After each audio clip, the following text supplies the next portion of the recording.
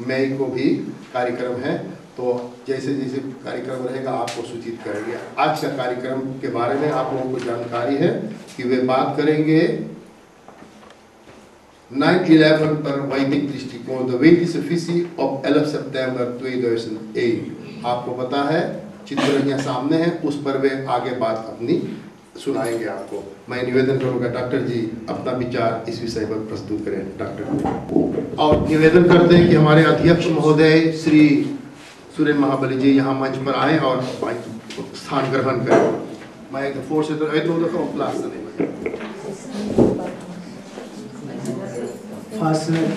आर्य समाज के सभापति एवं आज के व्याख्यान के सभापति श्री सुरेन महाबली जी, पंडित वीरे जी, पंडित रमेश अवतार जी एवं सूरीनाम से पधारे मेरे मित्र पंडित ब्रजानंद अवतार जी, पंडित भगेलू जी एवं इस समाज से संबंधित अन्य पंडितगण, बहनों, भाइयों एवं बच्चों, मुझे अत्यधिक प्रसन्नता का अनुभव हो रहा है कि फासनेट आर्य समाज ने, फासनेट होलैंड ने मुझे यहाँ पर आमंत्रित किया। आपके समक्ष कुछ विशिष्ट जो समस्याएं हैं पाश्चात्य जगत के समक्ष एवं अन्य विश्व के समक्ष, उन पर वैदिक दृष्टिकोण से बात करने के लिए। ये जो होलैंड है जिसको आप नेदरलैंड कहते हैं, मैं अभी ब्रजानंद अवतार जी के साथ बात कर रहा था, इसे संस्कृत में रसातल कहा गया है। तल, अतल, सुतल, वितल, तलातल, रसातल और पाताल, चार भूमि को चार भागों में बांटा गया है और भारत को केंद्र मानकर, तल मानकर, जिस प्रकार से अमेरिका को पाताल कहा जाता है, आपके इस नीदरलैंड को रसातल कहा जाता है, क्योंकि ये जो रस है, समुद्र जो है उसके नीचे स्थित है, जो समुद्र का लेवल है उससे नीचे स्थित है, इसलिए इस भूमि का नाम रसातल है। तो मैं प्रथम बार इस रसातल की भूमि का दर्शन कर पा रहा हूँ और आप लोगों के सानिध्य में, आप लोगों से जो मुझे जो परिचय मिल रहा है, अत्यंत प्रसन्नता की बात है। ये जो आज का जो विषय मुझे दिया गया है कि जो 9/11 और जो वैदिक विज़न है, भारतीय जो वैदिक दृष्टि है, 9/11 क्या है कि ये एक उग्रवाद का स्वरूप है। उग्रवाद और युद्ध के अंदर एक बहुत बड़ा अंतर है। जो युद्ध होता है उसमें कुछ उसकी सीमाएं होती हैं, उसको धर्म युद्ध भी कहा जाता है। जब युद्ध किया जाता है, जैसे कुरुक्षेत्र के मैदान में जो महाभारत का युद्ध हुआ था, तो वैदिक मान्यता के अनुसार जो युद्ध लड़ता है, जिस तरह से घोड़े का स्वार घोड़े के स्वार के साथ लड़ाई करता है, इन्फेंट्री के साथ लड़ती है, जो एलिफेंट पे बैठा हुआ आदमी है वो एलिफेंट पे बैठे हुए आदमी के साथ लड़ता है, रथ पे बैठे हुए लोग रथ पे बैठे हुए लोगों के साथ लड़ते हैं। और उसमें जो सामान्य जनता है, जो एक आम पब्लिक है, उसको कुछ नहीं कहा जाता, उसका कोई नुकसान नहीं किया जाता, हानि नहीं की जाती है।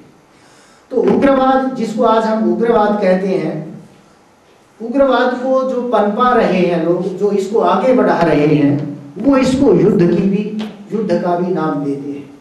परंतु उनका जो युद्ध है वो शासकों के साथ नहीं है। उनका जो युद्ध है, एक आम जनता उसके युद्ध की टारगेट बनती है, उसको निशाना बनाते हैं। सामान्य व्यक्ति, निर्दोष व्यक्ति, इनोसेंट व्यक्ति, जिसका उनके साथ कोई झगड़ा नहीं है, कोई लेना देना नहीं है, उन लोगों को वो अपना निशाना बनाते हैं।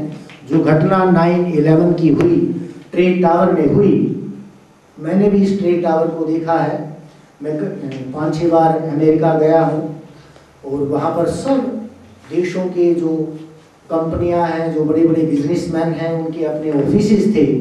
तो उससे जो उग्रवाद की जो घटना इस टावर के साथ हुई, मैं नहीं समझता कि उन उग्रवादियों का इस टावर से कोई विद्वेष था या क्या था। तो इस प्रकार से ये जो उग्रवाद है, इसको हम युद्ध का नाम नहीं दे सकते। ये इसको उग्रवाद का नाम इसीलिए दिया गया कि इसमें जो इनोसेंट व्यक्ति हैं, जो निरपराध लोग हैं, निर्दोष जो लोग हैं वो भी मृत्यु का शिकार बनते हैं। अब ये जो उग्रवाद की बात है, इसके अनेक स्वरूप हैं। भारत में भी जो स्वतंत्रता की लड़ाई लड़ी गई 1857 से पहले और 1947 से पहले, उसमें जो भारत के स्वतंत्रता सेनानी लोग थे उनको हम स्वतंत्रता सेनानी कहते हैं, फ्रीडम फाइटर्स कहते हैं। परंतु जो अंग्रेज शासक थे वो उनको टेररिस्ट कहते थे, उग्रवादी कहते थे, क्योंकि भारत के लोगों के लिए उनका उद्देश्य अपने देश को स्वतंत्र कराना था।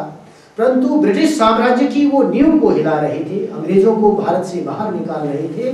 तो एक ही बात के दो पहलू हैं। जब हम अपनी दृष्टि से विचार करते हैं तो वो फ्रीडम फाइटर्स, वो स्वतंत्रता सेनानी, हमारे लिए स्वतंत्रता सेनानी हैं, फ्रीडम फाइटर्स हैं। परंतु जिन लोगों के खिलाफ वो काम कर रहे थे, ब्रिटिश साम्राज्य के खिलाफ, उनके लिए वो जो लोग थे वो उग्रवादी थे, टेररिस्ट थे। इसी प्रकार से उग्रवाद का स्वरूप आज है। ये जो उग्रवाद है आज जो पूरे विश्व में उग्रवाद फैला हुआ है वो दो प्रकार का है।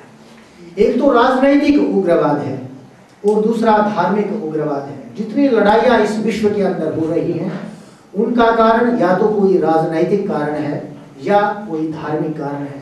एक उर्दू लेखक, बड़े प्रसिद्ध लेखक हैं खलील जिब्रान, वो लिखते हैं कि जितनी विश्व में लड़ाइयाँ होती हैं, जो सांप्रदायिक लड़ाइयाँ होती हैं, जो संप्रदाय है, जिसको आज हम धर्म कहते हैं, वस्तुतः वो धर्म उसको नहीं कहा जाता। रिलीजन और धर्म में एक बहुत बड़ा अंतर है। रिलीजन जो शब्द है वो संप्रदाय का वाची शब्द है। रिलीजन का अर्थ है कोई मत, मतांतर या कोई पंथ, कोई एक विशेष कम्युनल संप्रदाय।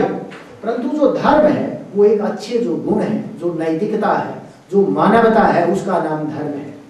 तो हम ये रिलीजियस उग्रवाद के जो दो कारण हैं उसमें सबसे पहले एक धर्म है और जो दूसरा है वो रिलीजन है। पॉलिटिकल और रिलीजियस, मैंने उसको दो भागों में बांटा है। ये यहाँ पर जो कॉजेज ऑफ टेररिज्म मैंने दिखाया, पहला पॉलिटिकल है और दूसरा उसका रिलीजियस है। अब जो पॉलिटिकल कॉजेज हैं हम देखते हैं उसमें क्या होता है। एक देश अपनी सार्वभौम सत्ता स्थापित करने के लिए, अपनी दादागिरी करने के लिए दूसरे जो कमजोर देश हैं उनको दबाते हैं और उनको नीचा रखने के लिए, ताकि उनकी प्रगति न हो, वहां पर एक आंतरिक युद्ध चलाते हैं। उसका नाम उग्रवाद है। जैसे हम भारत के साथ देखते हैं, जो चाइना एक तरफ है, दूसरी तरफ पाकिस्तान है, तो जो अमेरिका और जो चाइना है वो पाकिस्तान को टूल बनाते हैं, एक माध्यम बनाते हैं कि भारत के अंदर विद्रोह चलता रहे, भारत के अंदर लड़ाई चलती रहे, ताकि भारत का जो विकास है वो अवरुद्ध हो। क्योंकि जिन देशों में आंतरिक कलह या झगड़ा होता है उन देशों का जो विकास है, टेक्नोलॉजिकल जो विकास है या जो इंफ्रास्ट्रक्चर के लेवल पे विकास है या जो आर्थिक विकास है वो रुक जाता है। उनकी ज़्यादा धन संपत्ति सेना के अंदर, हथियारों के अंदर प्रयोग होने लगती है। तो इस प्रकार का जो उग्रवाद है वो पॉलिटिकल, उसको हम उग्रवाद कहते हैं। भारत में जो उग्रवाद का जो स्वरूप है उसमें तीन प्रकार के उग्रवाद हैं। एक तो इस्लामिक उग्रवाद है, जैसे जम्मू कश्मीर के अंदर फैलाया जा रहा जो उग्रवाद है। दूसरा क्रिश्चियन लोगों के द्वारा फैलाया जाने वाला उग्रवाद है, जिसको नॉर्थ ईस्ट में हम बोलते हैं। ये जो शिलोंग है, अरुणाचल प्रदेश है, ये जितने भी अगरतला है, त्रिपुरा है, ये जो जितने भी प्रदेश हैं नॉर्थ ईस्ट के, जो 7 प्रदेश हैं, वहाँ पर जितने भी उग्रवादी संप्रदाय हैं वो क्रिश्चियन, जो ईसाई समर्थित हैं। और एक उग्रवाद भारत में कम्युनिस्ट लोगों के द्वारा समर्थित है। तो 3 प्रकार के उग्रवाद हैं। परंतु सारे विश्व में जब हम उग्रवाद की स्थिति देखते हैं तो सबसे ज़्यादा जो उग्रवाद है वो मुस्लिम उग्रवाद सबसे ज़्यादा हावी है। इसमें इसके कुछ और कारण हैं। जो उग्रवाद जो फैलता है वो क्यों फैलता है? एक दृष्टि है, एक दार्शनिक विचारधारा होती है। वो जो दृष्टि है, जो दार्शनिक विचारधारा है, वो उग्रवाद को जन्म देने का कारण बनती है। इसमें मैंने सबसे पहले जो एक रिलीजियस पॉइंट ऑफ व्यू है, एक जो रिलीजियस, जो विभिन्न संप्रदायों की दार्शनिक जो विचारधारा है, उग्रवाद फैलाने में जो सहायता करती है वो विचारधारा। दूसरी विचारधारा है वैदिक विचारधारा, और तीसरी आज जो विश्व के अंदर विचारधारा है वो साइंटिफिक विचारधारा है, विज्ञान की विचारधारा है। अब जिस रिलीजियस विचारधारा से, जो सांप्रदायिक विचारधारा जिसको मैं कह रहा हूँ, पूरे विश्व में जो उग्रवाद का कारण है वो विचारधारा कौन सी है, उसके बारे में मैं थोड़ा सा बात करता हूँ। मैंने कहा कि सबसे ज्यादा जो उग्रवाद विश्व के अंदर फैला हुआ है वो इस्लामिक उग्रवाद है। इस्लाम का जो मूलभूत दो सिद्धांत है, तीन सिद्धांत है इस्लाम के। जो सबसे पहला सिद्धांत है वो है दारुल इस्लाम। दारुल इस्लाम वो देश हैं इस विश्व के अंदर, वो स्टेट्स हैं जहां पर इस्लामिक राज्य है, उन स्टेट्स को दारुल इस्लाम कहा गया। दूसरे वो स्टेट्स हैं, वो राष्ट्र हैं इस विश्व के अंदर जहां पर इस्लामिक राज्य नहीं है, उनको कहा गया दारुल हर्ब। वो जो ऐसे प्रदेश हैं वो इस्लामिक राज्य नहीं है, वहां पर इस्लाम से इतर, इस्लाम से भिन्न लोगों का शासन है, इसलिए वहां पर कुरान या इस्लाम घोषणा करता है कि जो दारुल हर्ब है वो हमारे लिए युद्ध का क्षेत्र है, क्योंकि हमें दारुल हर्ब को दारुल इस्लाम में परिवर्तित करना है। अब ये जो दारुल हर्ब है और उसको दारुल इस्लाम में जो परिवर्तित करने के लिए जो युद्ध की घोषणा की गई, उस युद्ध का नाम इस्लाम में जो दिया गया है उसका नाम जिहाद है। इसलिए कहता है, इस्लाम कहता है जिहाद उस समय तक जारी रहेगा जब तक दारुल हर्ब दारुल इस्लाम में न बदल जाए। तो उस दृष्टि से जो धार्मिक विचारधारा, जो दार्शनिक धर्मों की विचारधारा है, यदि ये विचारधारा विश्व के अंदर कायम रहती है तो इस विश्व से कभी उग्रवाद समाप्त नहीं हो सकता, क्योंकि वो उसका मूल कारण है। दूसरी विचारधारा, मैं वैदिक विचारधारा में अभी नहीं आ रहा हूं, विज्ञान की विचारधारा है। जब मैं विज्ञान के क्षेत्र में आता हूं तो विज्ञान के क्षेत्र में जो डार्विन है एक बहुत बड़ा विज्ञान के संप्रदाय का व्याख्याता है, और डार्विन कहता है जितनी भी स्पीसीज इस विश्व के अंदर पैदा हो रही हैं उनका जो सर्वाइवल है, उनके आपस में एक संघर्ष की स्थिति है। सब लोग संघर्ष कर रहे हैं और उस संघर्ष के अंदर जो सर्वाइव कर जाता है, जो बच जाता है, वो अंततः बचता है, इस पृथ्वी पर रह सकता है। और उसका सिद्धांत का नाम है सर्वाइवल ऑफ द फिटेस्ट। जो फिट है, जो मजबूत है इस प्रकृति के अंदर और इस आपस में संघर्ष के अंदर, वो बचता है। इस प्रकार से जो आधुनिक विज्ञान ने जिस विचारधारा को, जिस दार्शनिक विचारधारा को आगे बढ़ाया, उस दार्शनिक विचारधारा के अंतर्गत भी निरंतर संघर्ष की स्थिति है। वो संघर्ष समाप्त नहीं हो सकता। जब तक पृथ्वी पर मानव है, जब तक पृथ्वी पर कोई भी लिविंग बीइंग है, कोई भी जीवधारी है, वो आपस में लड़ेंगे, आपस में युद्ध करेंगे, और उनका सर्वाइवल, कुछ जो उस युद्ध में मारे जाएंगे वो एक्सटिंक्ट हो जाएंगे, वो समाप्त हो जाएंगे वो स्पीसीज, और जो उस युद्ध के अंदर बचेंगे वो हमेशा बने रहेंगे। तो ये जो दार्शनिक विचारधारा जो आज हमारे समक्ष विज्ञान ने दी, ये भी संघर्ष को जन्म देती है। और वो दार्शनिक विचारधारा जो वेद को न मानने वाले जो अन्य धर्मानुयायी हैं, अन्य जो सांप्रदायिक लोग हैं, उनकी भी विचारधारा संघर्ष को जन्म देती है।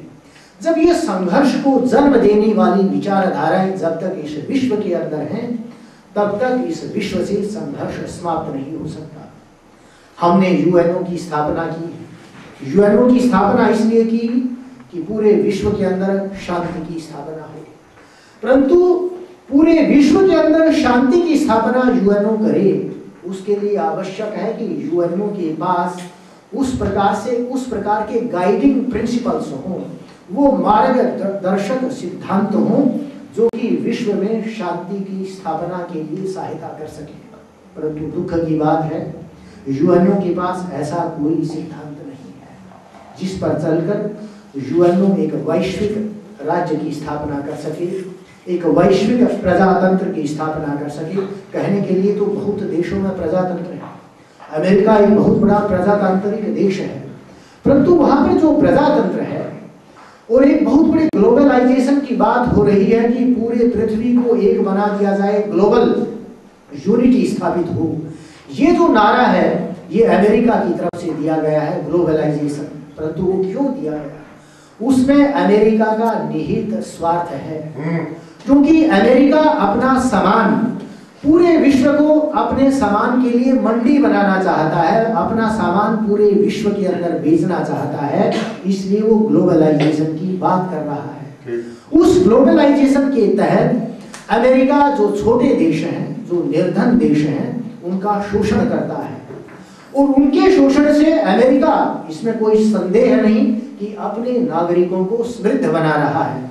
अमेरिका के अंदर जहां तक उसके नागरिकों का संबंध है वहां पर कोई शोषण नहीं हो रहा, परंतु उनकी सुख और समृद्धि की स्थापना के लिए अमेरिका जो छोटे राष्ट्र हैं, जो विकसित विकासशील राष्ट्र हैं, डेवलपिंग जो नेशंस हैं, जो निर्धन राष्ट्र हैं, उनका शोषण करता है। तो वो जो विचारधारा, ग्लोबलाइजेशन की जो विचारधारा अमेरिका के निहित स्वार्थ में निहित है, वो भी कभी भी संघर्ष विराम को नहीं होने देगी। ये छोटे से परिचय के बाद अब मैं वैदिक विचारधारा की ओर आता हूं। वह वैदिक विचारधारा जो शुद्ध ग्लोबलाइजेशन की पोषक है, सार्वभौम राज्य की स्थापना की पोषक है, और किस दार्शनिक सिद्धांत पर आधारित है जिससे वास्तविक जो विश्व के अंदर शांति की स्थापना हो सकती है। वो जो विचारधारा है, वो महर्षि दयानंद जब 19वीं शताब्दी में इस पृथ्वी पर अवतरित होते हैं और सारा विश्व जब वेद को नहीं जानता था, जब भारत के लोग भी वेद को नहीं जानते थे और भारत में लोग कहते थे कि अहि रावण सब वेदों को चुराकर पाताल में ले गया, इसलिए वेद तो अब शेष नहीं है, उस समय ऋषि दयानंद उस भारत भूमि पर अवतरित होते हैं और गुरु वृजानंद के माध्यम से उन्हें प्रकाश होता है, उन्हें ज्ञान होता है कि जो वेद है वह सार्वभौम ग्रंथ है। और आश्चर्य की बात है कि ऋषि दयानंद उस समय जिन ग्रंथों का नाम लेते हैं, जिस विचारधारा का नाम लेते हैं, आज वही विचारधारा विश्व के अंदर सर्वोपरि है। ऋषि दयानंद ने कहा कि वेद सबसे श्रेष्ठ ग्रंथ है। आज दुनिया का कोई भी संप्रदाय वेद की तिरस्कार नहीं कर सकता, वेद की आलोचना नहीं कर सकता। इस विश्व के अंदर एक भी ऐसा व्यक्ति पैदा नहीं हुआ जिसने ये कहा हो कि वेद में ये बात गलत लिखी है। लोग गीता पर, पुराणों पर अन्य आक्षेप करते हैं, परंतु वेद पर आक्षेप करने वाला, शुरू में जो पाश्चात्य विद्वान थे उन्होंने वेदों को गडरियों के गीत अवश्य कहा, परंतु वो बातें वहीं तक सीमित रही। उसके बाद वेद पर कोई आक्षेप नहीं हुआ। और जो भारत का जो पौराणिक संप्रदाय था, और मैं देखता हूं कि आज से 10 वर्ष पहले एक वैज्ञानिक संप्रदाय भारत का था जो कि वेद के नाम से चिढ़ता था, जो वेद से घृणा करता था और कहता था कि यहाँ पर कोई ज्ञान विज्ञान नहीं। परंतु इस पिछले दशक में पूरा वातावरण बदला है और आज जितने वैज्ञानिक वर्ग के लोग हैं भारत में और भारत से बाहर, वो वेद की प्रशंसा करते हुए नहीं आभाते। आज पहली बार ऋषि दयानंद ने कहा कि वेद सब सत्य विद्याओं का पुस्तक है और आज सारे विश्व के वैज्ञानिक, विशेषकर जो भारत का जो वैज्ञानिक संप्रदाय है, इस बात को स्वीकार करने लगा है कि वेद में अवश्य ही सब सत्य विद्याओं के जो बीज हैं वो विद्यमान है। ऋषि दयानंद ने पाणिनि को कहा ग्रामर के क्षेत्र में कि पाणिनि बहुत बड़ा वैयाकरण है, अष्टाध्यायी सबसे बड़ा व्याकरण का पुस्तक है। और आज सुखद स्थिति है कि आज पाणिनि विश्व का सबसे बड़ा वैयाकरण है और अष्टाध्यायी ग्रंथ का सबसे बड़ा सम्मान है। ऋषि दयानंद ने योग का नाम लिया। आज योग विश्व के अंदर सर्वोपरि है, सब लोग योग करते हैं। अब तो क्रिश्चियन भी क्रिश्चियन मेडिटेशन, इस्लामिक मेडिटेशन, वो समझते हैं कि योग के बगैर गुजारा नहीं, इसलिए उन्होंने अपने धर्मों में, अपने संप्रदायों में योग को खोजना स्टार्ट किया। और Christian meditation, Islamic meditation, Jewish meditation, इस प्रकार के अनेक जो नारेबाजी जिसको बातें की जाने लगी। तो इस प्रकार से हम देखते हैं ऋषि दयानंद को इसलिए युग दृष्टा कहा। युग दृष्टा जो ऋषि दयानंद थे वो भविष्य को जानते थे। यदि उस समय 19वीं शताब्दी में ऋषि दयानंद के समय पूरा भारत ऋषि दयानंद का अनुकरण करता एकता में आकर के, तो आज भारत पर अंगुली उठाने वाला विश्व का कोई व्यक्ति नहीं रह सकता था। परंतु ये दुख की बात थी कि उस समय भारत 2 विभागों में बटा, पौराणिक संप्रदाय और आर्य समाज के रूप में। और आर्य समाज भी उस समय कई संप्रदायों में बटा ऋषि दयानंद के बाद। तो जो भारत की जो स्थिति थी, जो भारत के जो सिद्धांत थे, वो विश्व के समक्ष सही रूप से स्थापित नहीं हो पाए। बहुत सी बातें हैं। आर्य समाज के जो 10 नियम हैं, मैं अमेरिका में एक भाषण दे रहा था, मैंने कहा ये आर्य समाज के 10 नियम नहीं है, आर्य समाज के नियम नहीं है, ये विश्व के अंदर मानव की को एग्जिस्टेंस, मानव के सह अस्तित्व को बनाए रखने के 10 सिद्धांत हैं। यदि विश्व के अंदर मानव को शांति से रहना है तो इन 10 सिद्धांतों को अपनाना होगा। यदि विश्व के अंदर शांति की स्थापना करनी है तो इन 10 सिद्धांतों को अपनाना होगा। इतना विचित्र सिद्धांत ऋषि दयानंद उस विश्व के समक्ष देते हैं, परंतु हमने उसको एक लिमिट करके रखा कि ये आर्य समाज के सिद्धांत, में कभी इनको आर्य समाज के सिद्धांत नहीं कहता। ये वैदिक सिद्धांत हैं और विश्व में शांति और विश्व में मानवता के सह अस्तित्व को बनाए रखने के लिए, को एग्जिस्टेंस, हर मानव के रूप में रह सके, उसके लिए ये 10 सिद्धांत हैं। वही जो उग्रवाद का जो वैदिक विजन है, क्या वैदिक दृष्टि है कि इस विश्व से उग्रवाद की समाप्ति की जा सकती है। सबसे पहली दृष्टि वेद के माध्यम से आती है और एक बड़ा विचार है वेद का, बड़ा सिंपल सा शब्द है, हर व्यक्ति जानता है, परोपकार। ये मैंने लिखा है, परोपकार का मैंने अर्थ भी दिया है। देखिए कुछ सिद्धांत है, लोग कहते हैं लिव एंड लेट लिव, आप भी जिए और दूसरों को भी जीने दें। जो मैंने कहा था डार्विन का सिद्धांत, स्ट्रगल है and the survival of the fittest, जो व्यक्ति फिट है उस स्ट्रगल में वो सर्वाइव करेगा। परंतु उससे आगे बढ़कर एक सिद्धांत आया, नहीं, लिव एंड लेट लिव, आप भी जिए और दूसरों को भी जीने दो। परंतु नहीं, उससे भी उच्चतम श्रेष्ठतम एक सिद्धांत है वेद का, वो है लिव, जिए, आप भी जिए और दूसरों की जीने में सहायता करें। इस विश्व के अंदर ऐसे लोग